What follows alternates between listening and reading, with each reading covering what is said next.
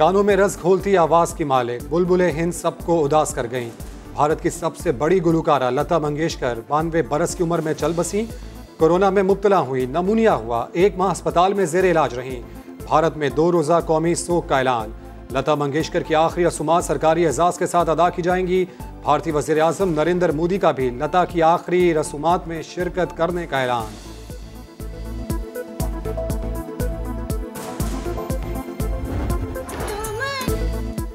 लता मंगेशकर ने 1942 में 13 बरस की उम्र में पहला गाना रिकॉर्ड कराया। तवील करियर में मुख्तलिफ ज़बानों में हज़ारों गाने गाए, सैकड़ों एजाज़ात अपने नाम किए।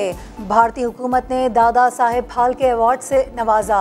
2001 में भारत के सबसे बड़े सिविल एजाज़ भारत रत्न से नवाजा गया।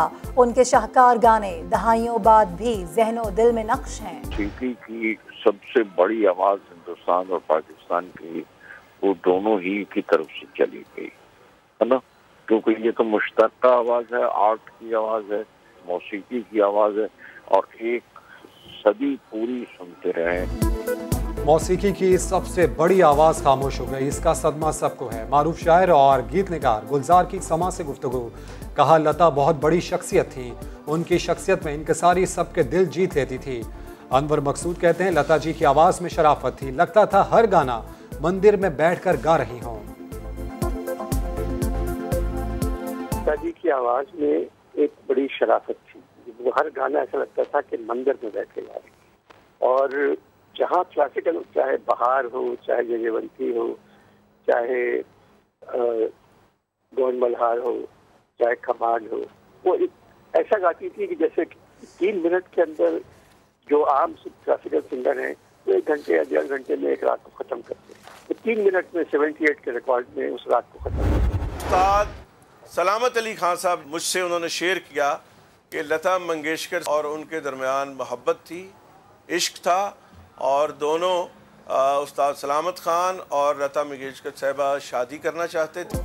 लता मंगेशकर और उस्ताद सलामत अली खान की मोहब्बत की दास्तान। सुरों की मलका पाकिस्तान की बहू बनना चाहती थी। सीनियर सहाफ़ी सरवर मीर की समा की खुसूसी ट्रांसमिशन में गुफ्तगू।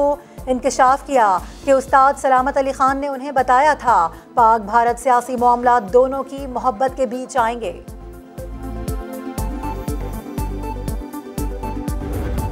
बचपन उनको सुनते सुनते हम इस हद तक पहुंचे, तो मेरे लिए ऐसा ही है कि जैसे मेरे घर में कोई इस तरह का सामना हो गया है। सुरों के सुल्तान राहत फ़तेह अली खान लता मंगेशकर के दुनिया से चले जाने पर गमज़दा।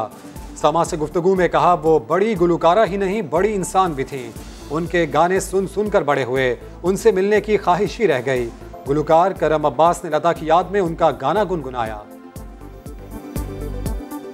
लग जा गले के फिर हंसी रात हो न हो,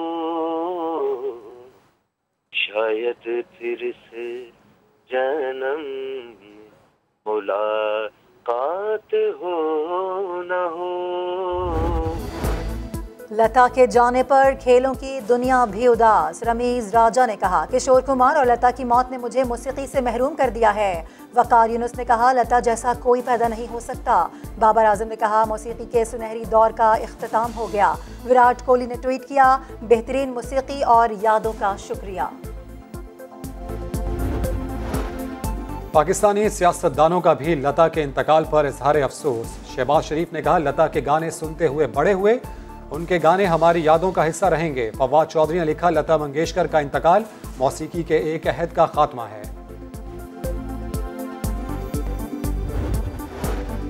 वज़ीर आज़म इमरान खान का दौरा चीन मुकम्मल। फवाद चौधरी ने ट्वीट करके बताया वज़ीर आज़म इमरान खान की चीनी सदर शी जिनपिंग से मुलाकात हुई। मुलाकात के बाद वज़ीर आज़म पाकिस्तान के लिए रवाना हुए। कल इन्होंने जिस तरीके से घसीट के शहबाज शरीफ साहब ने पहले घसीट के सैलड डाल के दिया प्लेट में, फिर जरदारी साहब को वहां से आगे घसीटा तो आगे मटन कोरमा था वो उनकी प्लेट में डाला। उनके बेटे ने घसीटा जरदारी साहब को, मंचूरियन थी वो डाली। थोड़ा सा मरियम साहबा ने भी धक्का मारा कि और घसीटना इस बदबख्त को हमने। तीतर भुने हुए थे वो डाले उनकी प्लेट में। एक दूसरे को घसीटना था। कल शहबाज शरीफ ने घसीट कर खाना खिलाया। शहबाज गिल का शरीफ जरदारी मुलाकात पर रद्द अमल। बोले कल गठजोड़ किया कि मिलकर मुल्क को लूटना कैसे है। कल एक ही फ्रेम में शहबाज, जरदारी, बिलावल और मरियम मौजूद थे। टब्बर ने कल दोबारा तजदीद अहद किया है। मनी लॉन्ड्रिंग करने वाले और फैटिफ के असल मुजरम जिन्होंने इस मुल्क के गरीब आदमी को माशी बहरान से और महंगाई से दो चार किया, वो अगर इकट्ठे होके आना चाहते हैं तो बिस्मिल्लाह जनाब, हमें कोई खौफ नहीं है। पाकिस्तान में मनी लॉन्ड्रिंग करने वाले इकट्ठे होकर आना चाहते हैं तो आ जाएं। वजीर दाखिला शेख रशीद का चैलेंज, बोले हमें घर भेजने का कहते हैं, ये मुंह और मसूर की दाल। पाकिस्तान के खिलाफ असलहा उठाने वालों से मुज़ाकरात नहीं हो सकते। अजीम अफवाज दहशत गर्दों को सबक सिखा रही है।